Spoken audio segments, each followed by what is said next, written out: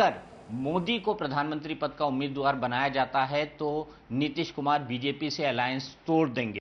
ये बात बार बार लालू जी क्यों कह रहे हैं नरेंद्र मोदी के बारे में नीतीश कुमार? देखिए, नीतीश कुमार को देश और दुनिया पहचानता नहीं है, मैं पहचानता हूँ। गिरगिट जैसे रंग बदलते रहता है वैसे नीतीश कुमार रंग बदलते रहते हैं समय समय पर, सुविधा के ख्याल से। जब जल रहा था गुजरात सांप्रदायिकता के आग में, सभी लोग, आप लोग गवाह हैं, विटनेस हैं, दुनिया गवाह है। साबरमती एक्सप्रेस ट्रेन में भी जो घटना घटी, रेल मंत्री सज्जन थे, उचित नहीं समझा कोई जांच भी कराना। ये मंत्री थे, कोई सड़क पर नहीं थे, एनडीए के मंत्री थे, और एक क्षण भी इन्होंने यह कदम नहीं उठाया कि नरेंद्र मोदी से टाई अप तोड़ लिया जाए। जबकि माननीय अटल बिहारी वाजपेयी जी ने हिदायत दिया था नरेंद्र मोदी को कि राजधर्म भी कोई चीज़ होता है, राजधर्म का पालन करना चाहिए। दुनिया के यूरोपियन कंट्री ने, खास करके अमेरिका ने, अपने लोगों को कह दिया था उधर मत जाना, गुजरात कोई भी नागरिक नहीं जाएगा। तो नीतीश कुमार उस समय चुप क्यों थे? रामविलास जी भी थे, मंत्री थे, एक क्षण भी उनको नहीं लगा, उन्होंने इस्तीफा किया, रामविलास पासवान जी। तो हम जानना चाहते हैं, देश जानना चाहता है, विशेष करके बिहार की जनता जानना चाहती है कि कौन से सेकुलरिज्म की तुम बात करते हो। मैंने बार बार कहा कि आप बताओ, आरएसएस असली ताकत है और बीजेपी एक मखौटा है। बीजेपी में कौन सा नेता है जो आरएसएस का सदस्य नहीं है, दोहरी सदस्यता जो धारण नहीं किया हो? हमको पहले बताओ। उनके गोद में बैठ करके, उनके पालना में बैठ करके नीतीश कुमार जी सत्ता के भोग के लिए, सुख के लिए, सेकुलर सिद्धांतों को, नेताओं को तिलांजलि दे करके कई लोगों से समझौता किया हमको बेदखल करने के लिए, और भांति भांति का आरएसएस का इस्तेमाल करके बड़े पैमाने पर गद्दी में ही आए। अब जबकि अगला देश का चुनाव होने वाला है, देश का तकदीर का फैसला होने वाला है, तो अब ये इनके अंदर जो बेचैनी का कारण, और इनका एक तरफ नरेंद्र मोदी से लुधियाना में सम्मेलन में हाथ मिलाना, इसके बाद से जब हम लोगों ने उजागर किया इस घटना को, तो ये बीजेपी का जो सम्मेलन पटना में हुआ था, ये सबको आमंत्रित किए थे। उसमें बीजेपी के 9 मुख्यमंत्री भी हाजिर थे, इनके बड़े नेता हाजिर थे। सबको पत्तल पर से उठा दिया, अपमानित किया। ये सजनता का घोतक नहीं है बात, पत्तल बिछाना, उठा लेना। फिर भी ये बीजेपी और आरएसएस के लोग बिल्कुल बकरी, कावड़ के तरह इस आदमी को, लालू यादव को दूर रखने के लिए अपने गोद में इनको खिला रहे थे और इनको दूध पिला रहे थे सांप्रदायिकता का। लेकिन लालू जी, अब चुनाव आने वाला है तो इन्होंने ये छेड़ा सवाल कि बीजेपी को, एनडीए को प्रधानमंत्री कोई सेकुलर हो जल्दी घोषणा करे, जल्दी घोषणा करे। उनका इशारा नरेंद्र मोदी के तरफ। इसमें देश बेवकूफ़ नहीं है, बिहार के लोग नहीं बेवकूफ़ हैं। और ये बुलवा भी रहे थे अडवाणी जी से, क्योंकि अडवाणी जी का जब मेन तो ताकत आरएसएस है, नागपुर है, तो नागपुर का जो फैसला होता है वही सब बीजेपी को मानना पड़ेगा। तो नरेंद्र मोदी के अलावे नीतीश कुमार को बाल ठाकरे, उनके भतीजा, उनका बेटा, जिससे ये अपना आशीर्वाद लेते रहते हैं, ये सब पसंद। तब ये जब चुनाव आ रहा है तो ये इशारा किए कि नरेंद्र मोदी बनेगा। इंटरव्यू दिया है, वीक में दिया है।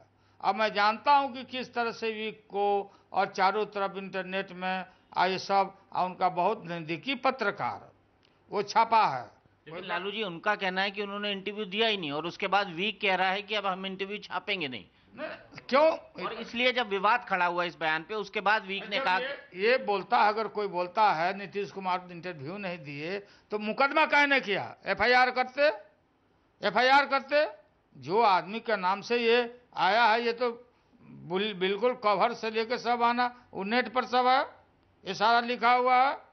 तो अब ये जब ये पकड़ में आ गए हैं तो इनकी छटपटाहट बढ़ी है, बेचैनी बढ़ी है।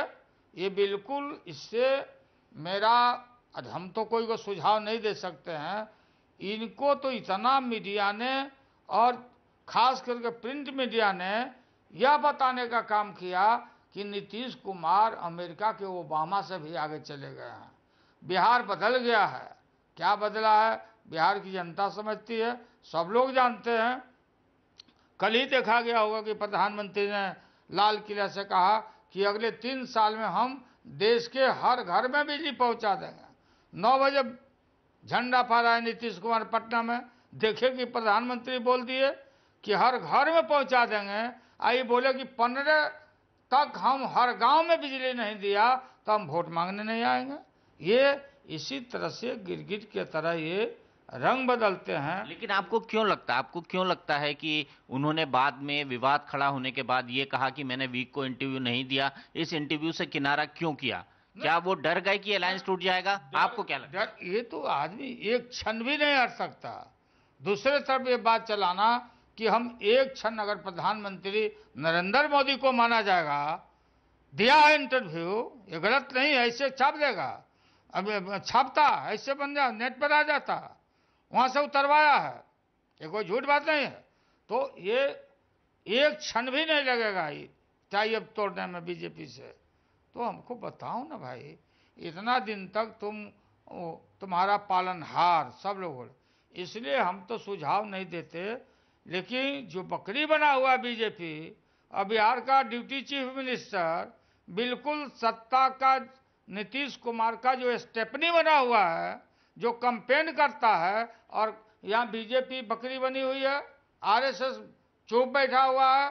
इन चीजों को देख करके हम ये नहीं कहते जो करोगे तो तुम लोगों से अपेक्षा क्या है अपेक्षा। इसलिए मेरा तो चाहे तो, अगर सुनते होंगे आपके टीवी के माध्यम से, तो असली बीमारी ये है, नीतीश कुमार अपने को अगला प्रधानमंत्री के रूप में वो प्रोजेक्ट और देखना चाहते हैं। इसलिए जल्दी से इनको एनडीए के लोग, बीजेपी, आरएसएस, अगला प्रधानमंत्री जल्दी डिक्लेयर करो।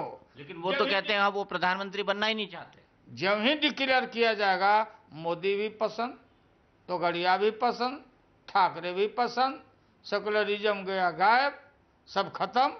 नीतीश कुमार को इन चीजों से कोई परहेज नहीं होगा।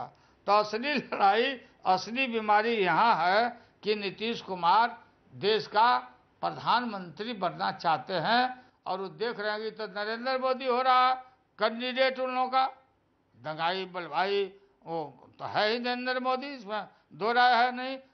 कोई बनेगा भी कहाँ से बनने वाला है। तो ये बिल्कुल नीतीश कुमार के अंतिम अभिलाषा यही है कि हम को प्रधानमंत्री, हम बहुत काबिल हो गए हैं और हमको ही लोग मान लेगा, और ये सब सारा मैनेजमेंट और ये सब फ्रेब जाल करके अब वो सत्ता में आना चाहते, यहाँ लड़ाई है। और ये भी कहना बड़ा सिद्धांतवादी है भाई।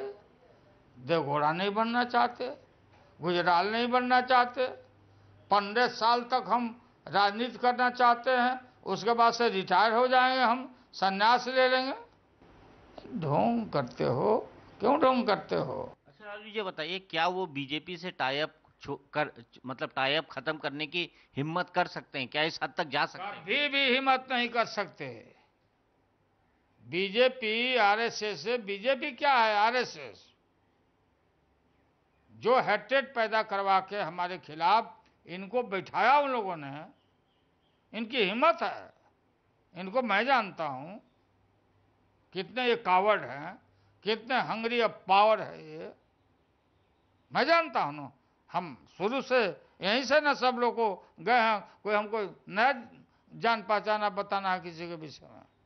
कल यहाँ बलवीर पूज ने क्या कह दिया राज्यसभा में, मुसलमानों को, सब पाकिस्तान जाओ, सब पाकिस्तानी हो जाओ। हेट्रेड पैदा किया जा रहा है। अभी सुना बंगलोर से, जहां तहां से नॉर्थ ईस्ट के रहने वाले लोगों की आरपीएफ के साथ पुलिस से 3 गाड़ी लगा दिया। ये कम्युनल हेट्रेड, दंगाई, बलवाई, ये ताकतें, ये समूचा देश के अंदर दंगा कराना चाहता है।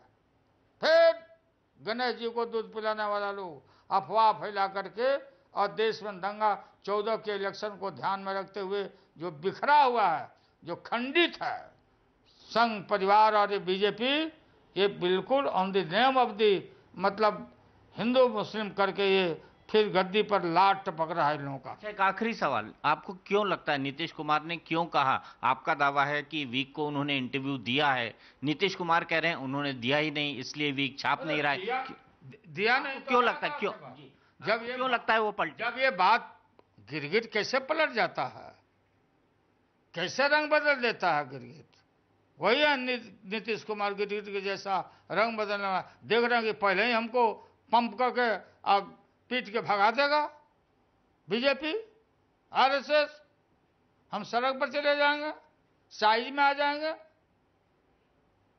इसलिए ये बात है, एक क्षण भी नीतीश कुमार गद्दी से बाहर आना नहीं चाहता। चला रहा भाई, जल रहा था गुजरात, क्या क्या हुआ, क्या स्थिति हुई। बिहार में कस्टोडियल डेथ मुस्लिम नौजवानों से लेके आतंकवादी के नाम पर मधुबनी, दरभंगा से सैकड़ों और पुणे में पढ़ने वाले बच्चों को पकड़ पकड़ के ले गया। इसका मतलब इस इंटरव्यू से वो इसलिए किनारा कर रहे हैं कि कहीं बीजेपी उनकी सरकार न गिरा दे, यही? बिल्कुल ये है, बीजेपी तो चढ़ गई है, तब ना बीच में इन्होंने मीटिंग करके चुप चुप मत बोलो, कोई मत बोलो, कोई प्रवक्ता कुछ नहीं बोलेगा, भाई चुप रहो नहीं तो लालू आ जाएगा। अरे लालू आ जाएगा, तुम लोग हमारा शासन छीना, लालू आ जाएगा, लालू का खौफ है। चुप रहो भाई। आप पूछिए, एगो में खाली शिवानंद तिवारी बोलते रहे तो उनको दरकिनारा कर दिया। शिवानंद तिवारी हम ही लोग यहां से गए थे, बाकी एक भी प्रवक्ता, एक भी उनका आदमी कि जो कुछ भी बोलना होगा हमसे कागज दिखवा देना। अब फिर आपको मालूम होगा नरेंद्र मोदी के पक्ष में बोले थे अडवाणी जी, इधर हाल के दिनों में छपा था, और सवेरे शरद यादव ने दोहरा दिया कि अडवाणी जी जो बोले हैं ठीक है, वी अप्रूव। तो ये सारा चीज हो रहा है, ऐसे लोग समझते हैं कि हम बेवकूफ बना रहे हैं लोगों को। सारा बिहार की, देश की जनता सब वाच कर रही है, सब देख रही है। बहुत बहुत शुक्रिया लालू यादव जी, जिनका कहना था कि नीतीश कुमार का असली रंग वो जानते हैं। उनका ये भी दावा है कि, और ये भी कहना है, और ये सवाल भी नीतीश कुमार से वो पूछ रहे हैं कि जब गुजरात में दंगे हो रहे थे तो वो आखिरकार एनडीए सरकार में शामिल क्यों रहे।